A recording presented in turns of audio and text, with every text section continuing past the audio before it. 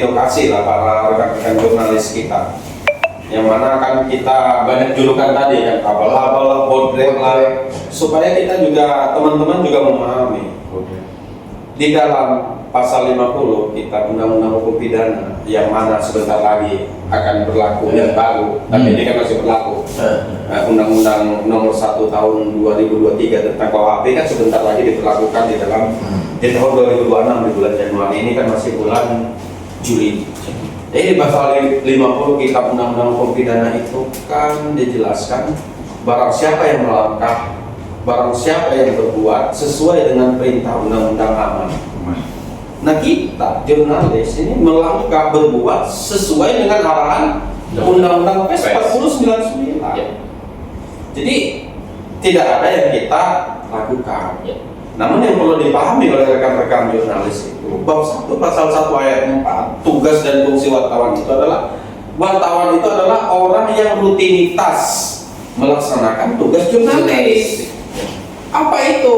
Menulis berita, pembinaan, diskusi dan sebagainya itu. Baru wartawan. Kalau dia tidak melaksanakan bab 1 pasal 1 ayat 4, berarti kan dia melanggar. Wartawan namanya. Kalau bahasa ekstrimnya ya pengkhianat media. Beri. CNN gitu kan kata orang-orang itu hanya cuma nanya-nanya aja. Cacat nulis-nulis gitu. Itulah yang membuat malu. Jadi Memotori ini wartawan harus paham ini tugasnya itu bab 1 pasal 1 ayat 4. Itu jelas rutinitas melaksanakan kegiatan jurnalistik. Pasal 6 jelas ayat 1. Hak masyarakat untuk mengetahui. Jadi bagaimana masyarakat yang mengetahui kejadian baik di instansi pemerintah, lembaga, kementerian, lembaga sosial dan sebagainya. Kalau wartawan tidak mempublikasikan itu, maka dia punya hak untuk menyampaikan tuh di ayat 2 dan 3-nya opini dan sebagainya, itu kita punya hak untuk menyampaikan itu. Namun tadi ya wartawan itu dia punya yang namanya kode etik jurnalistik sebagai remnya.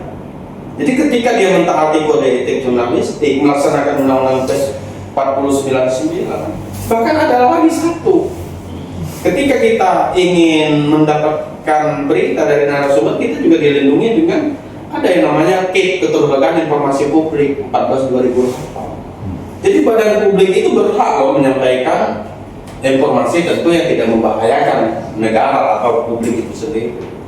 Jadi sebenarnya sinergi kita kepada publik itu ya wajar-wajar saja hari ini ya, supaya rekan-rekan media juga tahu, para pemangku kepentingan juga tahu bahwa kita ini punya hak. Namun kita juga punya yang namanya kode etik jurnalistik. Maka seorang jurnalis ya tadi, kalau PWI ini punya niat atau punya program yang sangat luar biasa mengedukasi, bekerja sama dengan lembaga pendidikan tadi, baik di kampus maupun di lembaga-lembaga SMA untuk menyampaikan sosialisasi tentang dunia kewartawanan ini, memang itu sudah hal yang mulia gitu kan.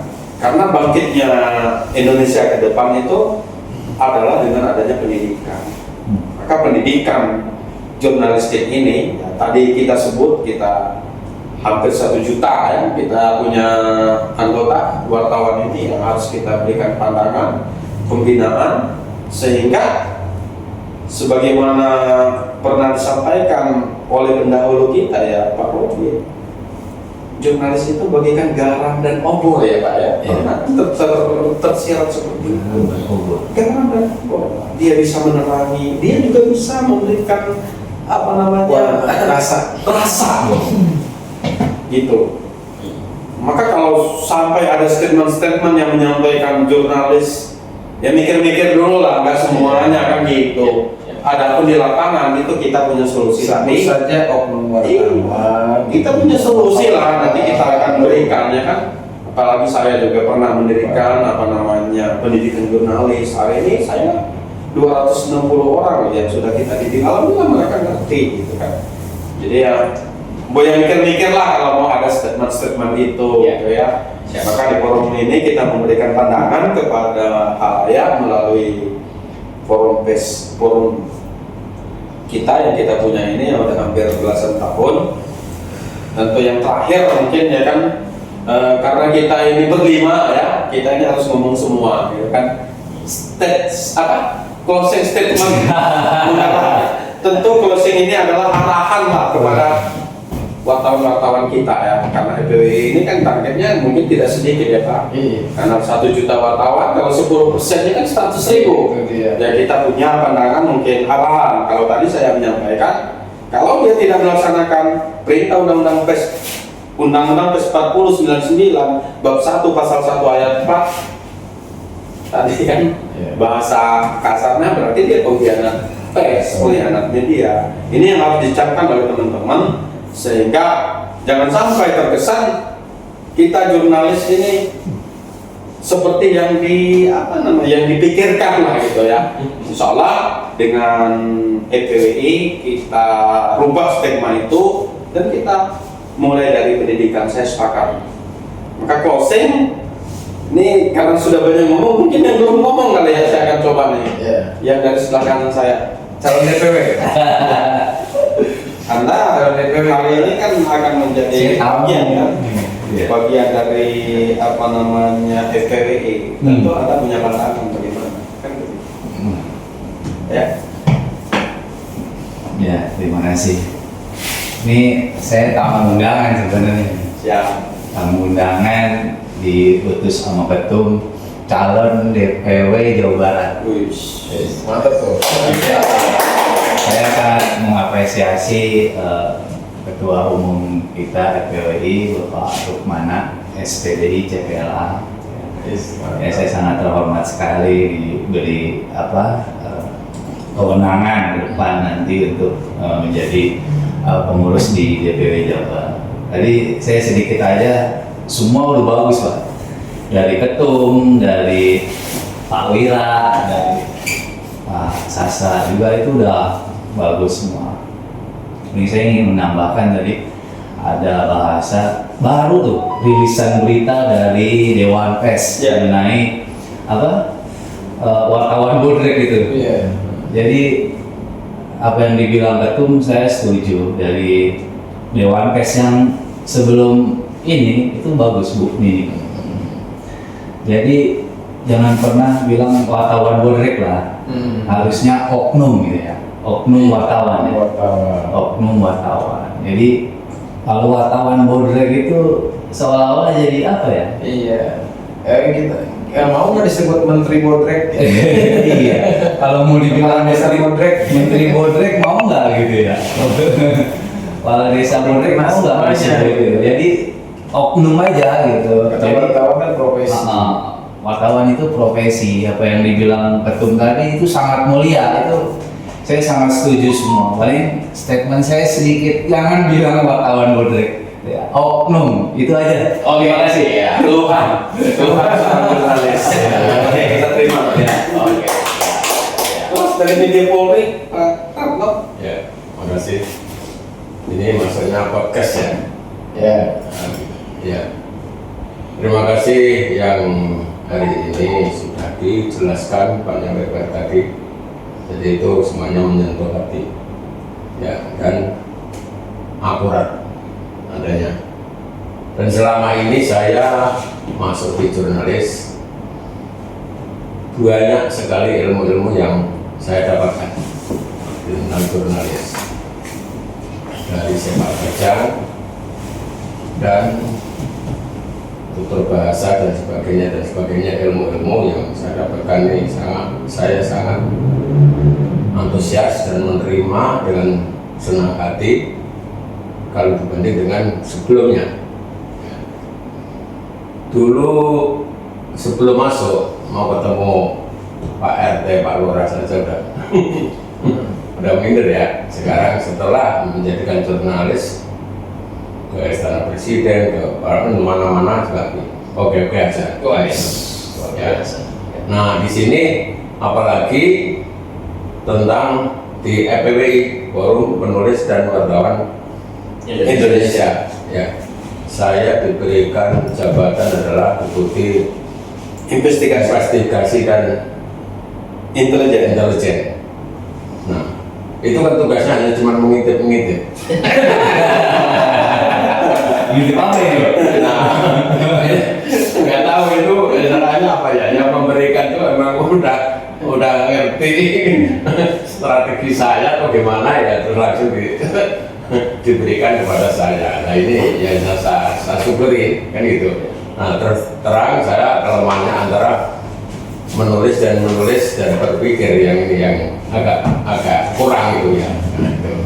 Ya hari ini emang sangat bagus ya. Semoga kedepannya FPWI ini bisa menguasai wartawan yang ada di Indonesia semuanya ini. Ya bergabung semua ya Pak ya. Sehingga Biar nggak jadi wartawan kodrek ya. Ya, amin. Jadi dia masuk di FPWI. Sehingga wartawan yang istilahnya yang cuma dikatakan apa-apa. Jadi bukan menguasai, bergabung. Bergabung. Ya, mungkin itu aja. Ya, Pak Lee. Oke, Ya. tepuk tangan. Ya, Pak WK, pesan moralnya kepada sahabat-sahabat kita jurnalis di seluruh Indonesia. Wis.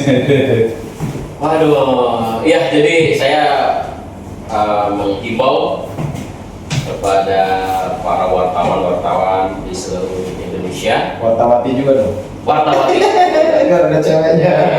wartawan dan wartawati, ya, mari bergabung dengan FPWI, ya, karena tadi sudah disampaikan oleh Ketua Umum dan juga Wakil Ketua Umum bahwa FPWI komit untuk bagaimana menjadikan wartawan ini menjadi wartawan yang profesional, ya, karena FPWI punya komitmen yang tegas dan jelas sehingga kedepannya kita terhindar dari julukan-julukan wartawan yang tidak jelas, Ya, kalau- wartawan bodrek atau oknum dan segala macam, karena kita dipayungi oleh sebuah wadah yang legal, ya.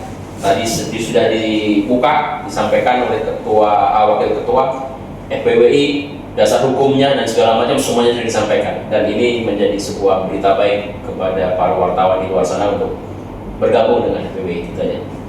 Oke, kalau Pak Ketua Umum saya nggak minta statementnya tidak. Kenapa? Karena tadi kan statement semua yang disampaikan. Sekarang yang saya minta bagaimana sinergi ke depan antara FPWI dengan antar lembaga. Apakah FPWI ini akan mengarah ke sana atau bagaimana? Itu saja statement yang saya minta dari Ketua Umum. Ya. Tentu saja ya sebagai organisasi profesi wartawan, kami akan menggandeng BNSP. BNSP adalah Badan Nasional Sertifikasi ya Profesi. Jadi FPWI akan menggelar pelatihan-pelatihan jurnalistik, pendidikan-pendidikan jurnalistik ke sekolah-sekolah kepada wartawan-wartawan. Nah, kemudian mengeluarkan sertifikat itu kepada tadi itu yang di sekolah-sekolah, kemudian yang wartawan-wartawan. Itu yang pertama. Yang kedua, juga kami akan menggandeng juga Dewan Pers, tentu saja. Ini kaitan dengan akan dilakukannya uji kompetensi wartawan. Jadi kami harus berkolaborasi dengan lembaga-lembaga lain. Ada Dewan Pers, ada BNSP, ya. Kemudian mungkin ya perusahaan-perusahaan juga begitu. Karena bagaimanapun tadi bahwa wartawan itu kan bisa mewarnai apa saja. Jadi informasi itu sangat penting bagi sebuah negara. Hancurnya sebuah negara juga bisa dengan informasi.